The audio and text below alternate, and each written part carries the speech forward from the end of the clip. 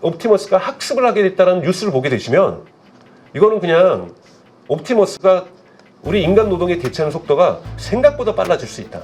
보수적으로 봤을 때 휴머노이드 시장은 자동차 시장이 30배라고 보고 있어. 거기서 테슬라가 시장 점유율 20%만 가져도 지금 자동차 시장을 한 두세 배를 다 100% 갖는 거랑 비슷한 거잖아요.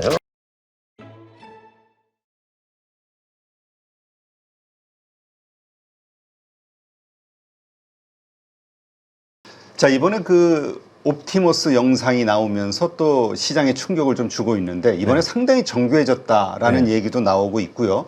머스크는 이것으로 인해서 기업 가치가 45배 뭐 상승할 것이다. 아주 호언장담을 했다. 이런 얘기들이 나와요. 어떤 상황입니까? 저는 사실 옵티머스는 항상 보수적으로 봤습니다. 옵티머스의 미래가 안 올 거라고 생각한 것이 아니라 저는 이제 휴머노이드 로봇을 항상 보수적으로 봤는데 이번에 그 영상을 보고 그리고 또 그 이후에 있었던 테슬라에서 옵티머스 담당자들 2명이 공개적으로 밝혔던 내용을 보면서 그 내용은 좀 이따 말씀드리겠습니다. 대단히 긍정적으로 생각이 바뀌었다고 말씀을 드리고 싶어요. 예를 들면은 막 휴머노이드 로봇이 덤블링 하는 거예요. 별로 도움 되지 않거든요. 그것이 있다고 해서 우리 일자리를 덤블링 하면서 대체하지는 않을 거니까요. 그렇죠. 그리고 뭐 중국에 있는 로봇들이 막 부채춤을 춘다? 그것도 별로 도움이 되지 않습니다. 이번에 보니까 격투기도 하던데. 네, 격투기도 하고 마라톤도 하잖아요. 여러분 그거는 조금은 쇼잉이 있는 거예요. 그렇죠. 그러니까 중국 국민들에게 중국 정부가 이렇게 지원을 해주면서 중국 기업들이 이런 성과를 내고 있다. 그래야 또 투자자들의 투자금도 모이거든요. 그 자꾸 보스턴 다이나믹스도 덤블링하고 막 이러니까 처음에 구글이 샀다가 구글 이거 별로 아닌 것 같아서 팔았더니 소프트뱅크가 샀다가 이거 별로 아닌 것 같아서 다시 파니까 현대자동차가 산 거잖아요. 그렇죠. 그런 걸 하기 위해서는 자꾸 덤블링 해줘야 되는 거거든요.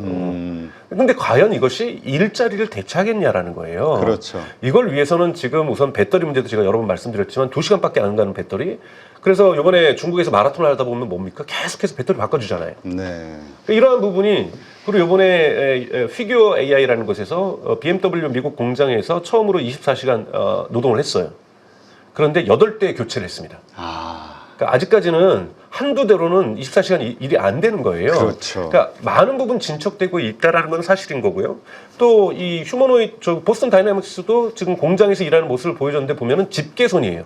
그러니까 손가락 이 집게로 집어가지고 옮기는 거잖아요. 그렇죠. 단순. 네, 단순한 거고 이게 과연 노동을 대체할 수 있을까?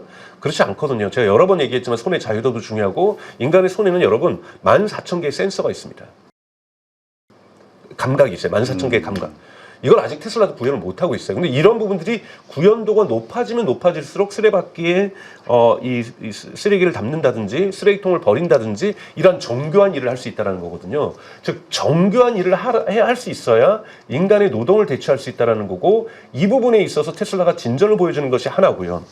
두 번째 놀라운 진전은 최근에 일어나고 있는 진전인데요. 이 부분이 지금 어떠한 다른 휴머노이드 기업도 하고 있지 못하고 테슬라 옵티머스만 하고 있는 것을 말씀을 드리고 싶은 것이 일론 머스크가 이번에 블룸버그하고 인터뷰를 하면서 뭐라 그랬냐면 지금까지는 옵티머스의 기본 작동 원리는 FSD에 의해서 작동되지만 FSD는 뭐 바퀴가 4개 달린 거기 때문에 뭐 계단을 올라간다 이런 건 따로 학습시켜야 되는 거고 물건을 주어서 여기 올리는 거 자동차 할 수 있는 일이 아니기 때문에 따로 추가 학습이 한 거고 사실은 공장에서의 이동 부분만 FSD의 논리를 따진다는 것이지 업무는 다 하나하나 가르쳐야 됩니다. 근데 어떻게 가르치냐면 여러분들 영상에서 많이 보셨겠지만 인간이 뭔가 이상한 헬멧을 쓰고 이상한 장갑을 낍니다. 네. 그리고 이거를 갖다가 이렇게 막 하면 거기 앞에 있는 로봇이 그걸 따라하는 거거든요. 반복 훈련 학습. 그렇죠. 그러면 인간이 상상할 수 있는 모든 동작을 헬멧 쓰고 특수 장갑 끼고 보여줘야 돼요. 이것이 경우의 수가 얼마나 많겠어요. 그렇죠. 이걸 하다가 갑자기 또 망치가 떨어지면 망치도 잡아야 되고 이것도 따로 계속 망치 잡는 연습 시켜줘야 되고 정말 어렵거든요. 이 부분을 빠르게 해결하려고 한다는 것이 엔비디아의 물리 AI 또는 물리 AI의 원래 이름은 월드 파운데이션 모델입니다. 네. 그러니까 어떻게 이해하시면 되냐면 우리가 거대 언어 모델, 트랜스포머 모델을 월드 모델이라고 생각하시고 이 월드 모델을 오픈 AI에서 응용한 서비스가 챗 GPT, 구글에서 응용한 서비스가 제미나이잖아요. 그렇죠. 그런 것처럼 엔비디아에서 만든 이것을 물리 AI라고 합니다. 네. 근데 원래는 월드 모델, 월드 파운데이션 모델이에요. 이것은 스탠포드 대학에 있는 페이페이 리 교수라는 사람이 만든 건데요. 이 God Mother of AI. 그러니까 AI의 데모라고 하시는 분이고, 그다음에 우리가 갓파더 오브 AI는 작년에 노벨 물리학상을 받았던 제프리 힌턴을 얘기를 합니다. 근데 이 월드 모델이 하려고 하는 건 뭐냐면 내가 눈으로 본 것을 이해하려고 해요. 지금까지는 언어 모델로 우리가 거대 언어 모델로 AI가 있었다라면 내가 눈으로 봐야 물건이 떨어지는구나. 갑자기 이거를 죄송합니다. 이걸 갖고 와서 이렇게 톡 밀었더니 위로 옆으로 안 가고 위로 안 가고 떨어지더라. 네. 이걸 어렸을 때부터 우리는 수없이 봐왔기 때문에 중력이 발생한다는 걸 알고 사진 속에 뒤에 산이 있으면 저건 되게 멀리 있다는 걸 알게 되고 우리가 봄으로써 이해하고 알게 된다는 거죠. 원근감도 그렇고요. 이번에 그러한 원근감을 해결하는 것이 뭐냐면 여러분 비오3에서 구글이 비오3에서 동영상을 이제 만들어 주는데 소리가 들어갔잖아요.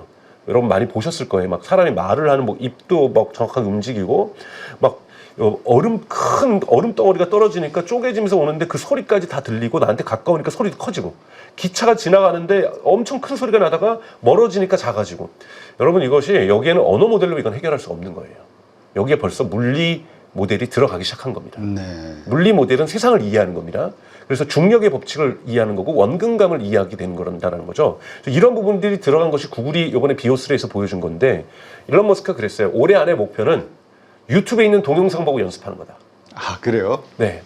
휴머노이드가 사람이 일일이 그걸 가르쳐 주는 게 아니라 우리 어린아이가 유튜브에 있는 동영상을 보면서도 세상을 이해하는 것처럼 유튜브에 있는 동영상은 여러분 2D죠. 2D를 보면서도 세상을 이해하는 것. 그러면 유튜브에 동영상이 어마어마하게 있잖아요. 그렇죠. 수십억 시간이 있습니다.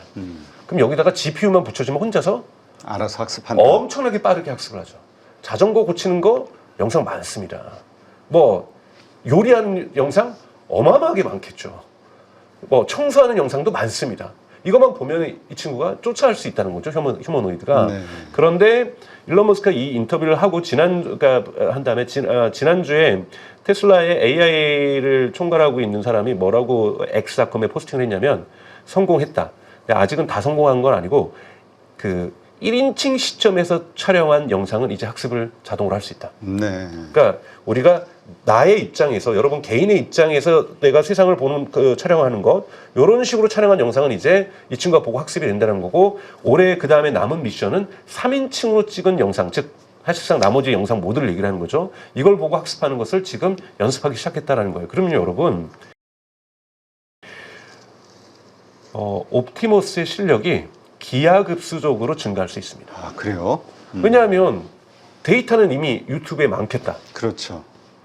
그러니까 무한대로 있겠다. 근데 또 그거 그러면 저작권이라든가 구글 알파벳에서 뭐 이의 제기하는 거 아닌가요? 그러면 이제 사실은 그건 오픈 AI도 유튜브 가지고 공부를 했거든요. 아, 그래요? 유튜브에 있는 거를 저희가 한 거를 갖다가 텍스트로 전환합니다.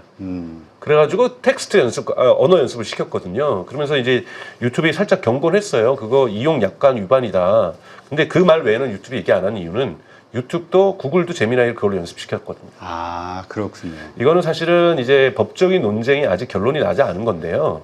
학습권으로 볼 수도 있거든요. 네. 학습권으로 우리가 도서관 가서 책 본다고 해서 저작권 위반 아니잖아요. 그렇죠. 우리가 유튜브를 보면서 세상을 이해해요. 저희 영상을 보시면서 여러분들이 테슬라에 대해서 이해를 하신다? 이걸 저작권, 저희 815 채널의 저작권이 아니라 여러분들이 이걸 통해서 학습을 하시면서 현명한 주식 투자를 하시는 거잖아요. 그렇죠. 이거를 우리가 공정 이용이라고 법적으로는 이야기를 하고 있고 그렇기 때문에 학습권이 보장될 수 있습니다. 그래서 영상은 너무나도 많기 때문에 이렇게 되면은 GPU만 있으면, 네. 즉 데이터 센터만 있으면 빠른 속도로 휴머노이드가 인간이 하는 행동을 모방할 수 있다는 거죠. 즉 일일이 인간이 가르쳐 주는데 이거는 규모의 경제가 나오기 어렵잖아요. 그럼 옵티머스가 생각보다 저는 빠르게 이 물리 AI라는 걸 통해서 또는 월드 모델을 통해서 언어 모델과 결합되면서 이제 본격적으로 인간의 노동을 대체할 수 있는 이런 국면으로 갈 수가 있다라는 판단을 기술적인 일종의 브렉스루죠. 돌파구가 2025년에 마련되고 있다. 이런 느낌을 저는 받고 있고요. 그렇기 때문에 원래 5,000대 정도를 지금 테슬라가 올해 지난 1분기 실적 발표했던 4월 달에 얘기했던 것은 5,000대를 올해 생산하겠다고 얘기를 했거든요. 근데 이 5,000대가 아직 올해 정말로 생산될지는 잘 모르겠어요. 왜냐하면 중국하고의 갈등 때문에 이 테슬라의 옵티머스를 만드는 데는 히토류가 꼭 필요합니다. 네. 엄청난 액추에이터, 이게 다 모터인데, 전기 모터인데, 작은 모터인데, 엄청난 액추에이터가 여기 들어가는데 히토류가 수입 금지가 일시적으로 됐었죠. 미중 갈등 때문에. 네. 그때 테슬라에서 5,000대 생산 일정에 차질을 빚을 수 있다고 분명히 얘기를 했어요. 그렇다면 이 부분 문제가 또 이번에 관세가 또 완화됐기 때문에 그 전쟁이 유예됐기 때문에 완화가 아니라 유예됐기 때문에 히토류 수입이 또 되기 시작했거든요. 이걸 가지고서 테슬라가 5,000대를 만드는 걸 확보했는지는 아직 확인할 수 없지만 아마 2분기 실적 발표할 때면은 이 부분에 대한 가이드라인이 나올 거라고 봐요. 네. 근데 5,000대가 생각보다 테슬라 공장에서 테스트를 할 텐데 인간이 하는 일들을 충분히 대체할 수 있는 수준까지도 갈 수 있다. 이것이 된다라면 로보택시의 국면이 한참 지난 다음에야 저는 옵티머스의 어떠한 국면이 올 거라고 생각했는데 의외로 로보택시 국면과 옵티머스의 국면이 그렇게 시차가 크지 않은 상태에서 병행될 수도 있다는 판단을 하고 있습니다. 네, 그렇군요. 근데 그 요즘 뭐 중국의 로봇 영상들 보면 좀 화려하잖아요. 근데 중국 로봇은 명령형, 옵티머스는 생성형이라는 평이 있더라고요. 이 차이가 어떤 겁니까? 그러니까 이 자율주행도 마찬가지인데요. 지금까지는 인간이 다 코딩을 한 겁니다. 네. 그러니까 보스턴 다이나믹스가 전형적이죠. 어느 물체 앞에서 뭘 보거든 덤블링을 해. 아, 명령을 이렇게 주입시킨 거군요. 그렇죠. 이렇게 해서 우리가 코딩을 통해서 규칙이라고도 할 수도 있고 명령이라고도 할 수 있어요. 그걸 휴레스틱 코딩이라고 하는데 전문용어로는 그러니까 인간이 다 특정 시츄에이션에서 상황에서 너가 그러니까 한쪽에서는 인공지능이 있죠. 그러니까 보스턴 다이나믹스도 뭐 어느 쪽에 있냐면 센싱 쪽에 있어요. 앞에 물체가 있다. 네. 앞에 뭔가 계단이 있다. 자, 계단을 올라가야만 한다. 어떻게 해야 돼? 계단을 난 봤어. 계단의 크기도 재서 알려줍니다. 그러면 명령을 해줍니다. 그 계단을 올라가. 네. 그리고 다 올라오는 다음에 거기에 바닥이 보입니다. 거기서는 저기 덤블링 한번 해. 덤블링 해서 내려와. 뭐 이런 식으로 내려올 때는 이런 식으로 다 인간이 명령 코드를 내주는 것이 지금까지 전통적인 휴머노이드라든지 자율주행의 방식이었어요. 그러니까 좀 한쪽에서는 인공지능이 작동하지만 인공지능이 무언가 지금의 상황과 시츄에이션과 이런 것들을 알려주면 여기에서 어떻게 행동해야 되는지는 다 코딩을 하는 거고 중국의 휴머노이드는 아직 2단계에 있는 거고요.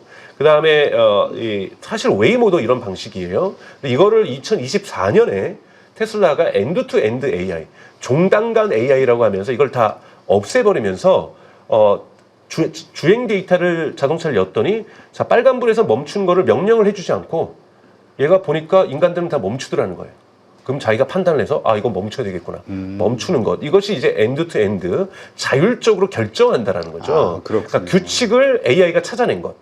이거 사실 머신러닝의 기본이에요. 그러니까 우리가 인간의 얼굴 사진을 갖다가 수백만 장 주지 않고 프로그램하는 건 너무나도 간단해. 인간의 눈은 2개야, 코는 하나야, 입은 하나라고 하면은 그냥 규칙을 입력한 거죠. 네. 그런데 진짜로 머신러닝을 하려면 인간의 사진 수백만 장을 줘야 됩니다. 그럼 수백만 장을 하나하나 비싼 돈을 가지면서 얘가 분석을 다 해요. 그때 인공지능이 깨닫는 겁니다. 인간의 눈은 2개구나. 본인 스스로가 이걸 머신러닝, 기계학습이라고 얘기를 해요. 기계 스스로가 학습을 하면서 네. 판단할 수 있게 되는 거죠. 그러면서 규칙들을 찾아가는 것. 이것이 인공지능의 기본 원칙인데 이거를 모두 다 적용하지 못했어요. 그러려면 어마어마한 데이터가 있어야 됩니다. 그렇죠. 어마어마한 데이터가. 그리고 속도도 느리죠. 얼마나 좋아요. 센싱은 됐었는데 계단을 걸어 올라가. 명령. 내려올 때는 덤블링 하면서 내려와. 투자자들 많이 보고 계시니까. 뭐 이런 식으로 명령을 할 수가 있는 거거든요. 그렇죠. 이 부분이 차이라는 거고, 근데 이제 중국도 샤오펑 같은 경우에는 엔드-투-엔드 AI로 가기 시작했어요. 네. 그러니까 중국도 이제는 초기에 빠른 속도로 자신들의 휴머노이드의 성과를 자랑하기 위해서 이 명령형으로 작동을 시켰다라면 명령형이 빠르거든요, 여러분. 빠르잖아요, 그렇죠. 여러분. 100만 대의 사진을 100만 장을 보면서 인간의 눈에 2개고 코가 하나고 이걸 분석하는 것보다 뭐 개발자가 그냥 눈 2개, 코 하나 이거 뭐 1분도 안 걸리는 일이잖아요. 훨씬 더 명령형이 빠릅니다. 네. 하지만 명령형은 아까 말씀드렸던 수많은 엣지 케이스, 자동차에서 말씀드렸던 예상하지 못했던 돌발 거에서 상황들에 대한 그래서 행동을 못하는 거거든요. 시킨 일만 잘한다. 그렇죠. 정해진 규칙 외에는 멈춰버린다는 거예요. 네. 그래서 궁극적으로 자율적으로 움직이기 위해서 우리가 만약에 로봇이 일을 하더라도 집안에서는 뭐 예측할 수 없는 상황이 너무 많으니까 공장에서도요. 갑자기 붙여놨던 잘 나사를 조여놨던 뭐 부품이 떨어질 수 있는 거예요. 그럼 얘가 떨어지면 이 상황은 처음 보기 때문에 동작을 멈춰버릴 수가 있거든요. 근데 이거는 저게 내구성이 약해서 떨어졌으니 내가 이거를 집어 올려서 내가 붙이던 아니면 나의 상급자에게 이거를 신호를 보내서 다른 사람이 조치를 하게 하던 내가 붙일 수 없는 거면 이런 식으로 자율적으로 판단할 수 있게 된다는 거죠. 그리고 뭐 집안에서는 하고 있는데 갑자기 아이가 와가지고 다리에다 막 권투를 연습을 한다든지 그래서 이럴 때는 어떻게 해야 될지 일을 멈춰야 될지 아기를 먼저 돌봐야 될지 이런 것들이 먼저 입력이 안 돼 있더라도 아이를 먼저 부숴놓는다는 것을 규칙적으로 배웠다라면 아이를 갖다가 옮겨놓고 일을 마무리한다든지 이런 부분에서 우리가 예측하지 못했던 상황 속에서 휴머노이드가 작동하기 위해서는 궁극에 가서는 지금 테슬라가 하듯이 자율형 로봇으로 만들어야 됩니다. 네, 그렇군요. 근데 그 AI 같은 경우는 그 처음에 설계가 상당히 중요하다라고 제가 들은 것 같은데 그럼 그렇게 명령형으로 운영이 되든 뭐 보스턴 다이내믹스라든가 이런 업체들이 이 뭐죠? 지금 말씀하신 그런 생성형으로 이 중간에 설계를 바꿀 수 있나요? 그렇죠. 뇌를 바꾸면 되는 거니까 사실은 테슬라도 FSD 버전 11까지는 명령형이었어요. 아, 그래요? 12부터 바뀐 겁니다. 그래서 업데이트를 통해서 기술이 이렇게 S커브를 걷는다고 하죠. 이렇게 처음에는 막 빨리 올라가다가 천천히 느려져요. 명령형으로 가는 건 한계가 있거든요. 이때 테슬라는 이 엔드 투 엔드로 자율형으로 가면서 다시 한번 이 커브를 올린 거잖아요. 그러니까 보스턴 다이내믹스도 충분히 성숙을 했는데 이제 한계에 봉착했을 때 지금 보스턴 다이내믹스가 선택한 게 뭡니까? 엔비디아하고 자율형 지금 AI를 여기다 도입하기 시작하고 있는 거거든요. 그래서 보스턴 다이내믹스 전 쫓아올 거라고 봐요. 그래서 근데 이제 처음부터 접근이 다른 게 뭐냐면 우리는 내연기관을 만들던 전통적인 자동차 회사, 뭐 현대자동차를 포함해서 내연기관을 만들던 곳에서 전기 자동차를 진입을 하다 보니 여러 가지 소프트웨어적인 부분이 좀 뒤처지는 부분들이 있잖아요. 근데 테슬라나 비아드 같은 경우는 처음부터 이 소프트웨어로 중심으로 자율주행을 궁극에 갈 거라는 목표하에서 중간으로 거쳐가는 것을 전기차로 생각을 했어요. 그렇기 때문에 하드웨어를 만들었지만 끊임없이 소프트웨어로 궁극에 통일할 거라는 것을 생각하면서 운영체계를 만들기 위해서 예를 들면 컨트롤러에 대한 어떤 장악이라든지 이런 부분까지도 소프트웨어 중심으로 사고를 하면서 중간 단계의 하드웨어를 만들었다는 거죠. 이러한 차이점이 분명하게 존재하는 건데요. 지금 로봇도 마찬가지예요. 로봇도 지금은 되게 물리적 중심의 로봇 중심으로 만들었던 것이 보스턴 다이내믹스 같은 거죠. 예를 들자면 사람도 있었지만 진짜 거대한 황소 모양도 있잖아요. 이게 뭐냐면 사실은 보스턴 다이내믹스는 미국 아미, 그러니까 미국 국방부가 만들려고 했던 거죠. 즉 전투가 저기 A 지역에서 일어나는데 탄약이 떨어져요. 그러면 이 황소 많은 애가 탄약 싣고서 거기 가는 거거든요. 그러면 뭐 굳이 자율적으로 가요. 명령하에서 원격 조정해서 인명 피해 없이 저기 무니션, 그러니까 탄약을 제공해주면 되는 거거든요. 그렇죠. 이런 식으로 물리적으로 먼저 생각하면서 이 기업이 탄생을 했다라는 거죠. 자율주행을 해서 인간의 노동을 대체하겠다는 걸로 보스턴 다이내믹스는 역사가 시작되지 않았어요. 그러다 보니 이제 근데도 이 기술력이 물리력이 좋다 보니까 빠른 속도로 좀 쫓아오는 거죠. 빠른 속도로 쫓아온다는 부분에서 가능성 좀 충분히 있다고 생각이 들고요. 중국도 마찬가지로 중국은 이제 군사용보다는 아예 휴머노이드 로봇을 생각을 하고 만든 건데 워낙 성과를 내야 되다 보니까 이런 물리적인 명령어로 자꾸 부채 춤추고 격투기 하고 달리기 하고 이런 모습인데요. 정말로 인간의 노동을 대체하는 데서는 격투기하고 달리기는 필요 없습니다. 우리가 로봇의 달리기 대회를 보고 싶진 않죠. 지금 시점에서는. 그렇다면 어떻게 봐야 됩니까? 이 테슬라의 이 옵티머스 이게 지금 그러니까 테슬라에 속해 있는 사업 아이템이잖아요. 네, 100%죠. 네, 100%죠. 이것이 테슬라라는 차와 그다음에 FSD라는 것과 결합해서 하나의 그 상품 혹은 서비스 이것으로 계속 갈 거라고 봐도 되는 건가요? 그럼요. 그러니까 테슬라 물적 분할 같은 거 자꾸 떠올라서. 아니 그렇지 않죠. 그거는 이제 한국 같은 상법에서나 가능한 거고요. 미국에서 여러분 유튜브가 잘 된다고 해서 유튜브를 물적 분할하지는 않거든요. 뭐 국가가 쪼개라면 몰라도 그리고 그런 건 가능하죠. 국가가 너무나 테슬라가 컸다. 쪼개라고 얘기할 수 있는데 지금은 시너지 효과가 너무나도 중요합니다. 시너지 효과가 어떻게 납니까, 여러분? 옵티머스의 흔히 말하는 인텔리전스와 자율주행의 인텔리전스가 공통 분모를 갖고 있잖아요.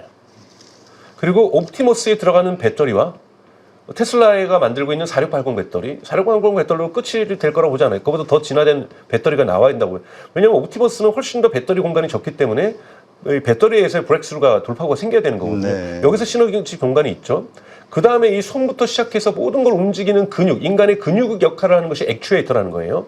이 근육은 다 전기 모터입니다. 네. 테슬라 차량에 들어간 전기 모터 벤더들이 만드는 게 아니라 테슬라가 직접 다 만들어요. 네. 계속하면서 이 모터들을 버전업을 시키고 있잖아요. 그렇기 때문에 휴머노이드 로봇과 자동차는 소프트웨어 측면, 하드웨어 측면, 그리고 배터리까지 대단히 동일한 연관성을 가지고 있습니다.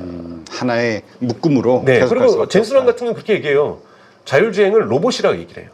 네. 로봇의 한 종류로서 자율주행을 얘기하는 것이 카테고리상으로는 같은 로봇이라고 보고 있습니다. 아, 그렇군요. 이 로봇에 들어가는 뇌를, 지능을 젠슨왕이 만들어 보겠다. 엔비디아가 얘기를 한 거고, 그것의 첫 번째 로봇을 자율주행이라고 표현하고 있습니다. 그래서 같은 산업군이라고 보는 것이 맞는 거고요. 의외로, 그러니까 기술은 여러분 보셔야 될 것은 이 브렉스루가 안 생기면은 생각했던 것보다 늦어집니다. 네. 우리가 5년 안에 가능할 거라고 얘기했던 것 10년이 걸릴 수도 있어요. 일론 머스크도 2018년에도 얘기를 했어요. 2년 안에 자율주행 될 거다. 네. 2020년 하고도 지금 벌써 5년이 지났잖아요. 그렇죠. 그러니까 안 되면은 대단히 안 돼요. 기술은 항상 브렉스루가 생겨야 되거든요. 근데 브렉스루가 생기면 기하급수적으로 실현이 됩니다. 네. 그런 부분에서 테슬라가 작년에 엔드 투 엔드 AI로 간 것, 이것이 되게 큰 브렉스루였고요. 네. 이번에 옵티머스가 언어 모델 FSD 플러스 물리 AI를 결합시키면서 또는 월드 모델을 결합시키면서 유튜브로도 학습할 수 있다는 것은 여러분 어마어마한 브렉스루입니다. 만약에 진짜로 유튜브의 3인칭 관점에서 촬영한 영상, 즉 유튜브에 있는 모든 영상을 가지고도 옵티머스가 학습을 하게 됐다는 뉴스를 보게 되시면 이거는 그냥 옵티머스가 우리 인간 노동에 대체하는 속도가 생각보다 빨라질 수 있다. 네. 학습력이라는 것은 그다음부터는 얼마나 많은 데이터 센터를 많이 줘주는가에 따라 다를 수밖에 없는 그렇죠. 거거든요. 이렇기 때문에 지금 컴퓨팅 파워는 충분하기 때문에 블랙을 충분하게 있고, 그리고 젠슨왕도 얘기했지만 과거에는 구글이나 메타나 알파벳이 엔비디아의 제1의 고객이었는데 어느새 제1의 고객이 XAI와 테슬라로 바뀌었다고 그랬거든요. 네. 그만큼 지금 대량 구매를 하고 있는 거고, 테슬라가 하면 구매력이 있다는 거죠. 이렇게 되면은 지금 벌써 여러분 아시는 것처럼 뉴스를 보셨겠지만 한국에는 크게 보도가 안 됐는데 지금 텍사스 오스틴에도 데이터 센터가 지금 있는 데이터 센터하고 동일한 규모의 데이터 센터가 만들어지고 있어요. 그럼 정말 거대한 데이터 센터, XAI의 후퍼칩 20만 개 있는 데이터 센터는 그건 별도로 있는 거고요. 뉴욕에 있는 데이터 센터, FSD를 위한 데이터 센터 별도로 있는 거고, 지금 텍사스 오스틴에도 데이터 센터가 있는데 동일한 크기가 하나 더 져진다는 거거든요. 네. 이 정도가 된다는 건 다들 예측하고 있는 것은 여기는 옵티머스 전용 훈련 공간이라고 보고 있어요. 정말로 빠른 속도로 생각보다 더디게 왔지만 여러분 2022년 기억나시잖아요. 인간이 그 코스튬 옷을 입고서 옵티머스 흉내를 냈던 그때 세계가 웃었거든요. 그렇죠. 로봇을 만든다더니 사람이 로봇 입고 나가지고 춤추는 걸 보고서. 로봇을 그리고 안고 모시고 들어왔다는 네. 비판도 있어요. 여러분 그거 3년밖에 안 됐어요. 3년밖에 안 됐다라는 거. 근데 이 브렉스루가 몇 번 생기면서 대단히 빠른 속도의 옵티머스가 실현되는 것이 저는 한 2030년이 넘어서야 가능할 거라고 생각했는데 모르게 그걸 지금 제가 뭐 자판 깔듯이 몇 년도가 될 거라고 이렇게 말씀을 드릴 수 없지만 제가 생각했던 보수적인 생각보다는 빨리 올 수 있다라는 네. 느낌이 듭니다. 옵티머스 때문에 그 공장의 패러다임이 바뀔 것이다. 그리고 기업 가치는 43배나 상승할 것이다. 이게 이제 머스크가 단언했던 거잖아요. 이 옵티머스가 정말 생각하는 대로 이게 뭔가 상용화된다면 테슬라 이런 자동차보다 자율주행보다 훨씬 더 뛰어난 가치가 있을 것이다라고 얘기하던데 어떻게 보세요? 동일합니다. 그거는 미국에 있는 컨설팅 기업이라든지 이 전문가들이요 보수적으로 봤을 때 휴머노이드 시장은 자동차 시장이 30배라고 보고 있어요. 아, 그래요? 여러분 그러면 정말 보수적으로 봤을 때 30배 규모예요. 그러니까 얼마나 많은 로봇들이 생겨날 수 있겠습니까? 그렇기 때문에 이 30배가 넘는 규모의 시장이 TAM, 토탈 어드레서블 마켓이 생긴다라면 거기에서 테슬라가 어떻게 시장 점유율 100%겠어요? 그건 있을 수도 없는 일이죠. 있어서도 안 되는 일이고 거기서 테슬라가 시장 점유율 20%만 가져도 지금 자동차 시장을 한 두세 배를 다 100% 갖는 거랑 비슷한 거잖아요. 그렇죠. 밸류에이션은 여러분 제가 보기에는 엑셀로도 계산하기 어려운 정도의 수준일 거라고 저는 생각합니다. 네. 이것이 성공할 경우. 네, 성공할 경우. 네. 알겠습니다. 네, 오늘 이렇게 해서 테슬라의 자율주행 그리고 로보택시 그다음에 옵티머스 관련해서 여러 가지 지점들에 대한 이슈들 점검해봤고요. 오늘 좋은 인사이트 함께해 주신 강정수 박사님 고맙습니다. 고맙습니다.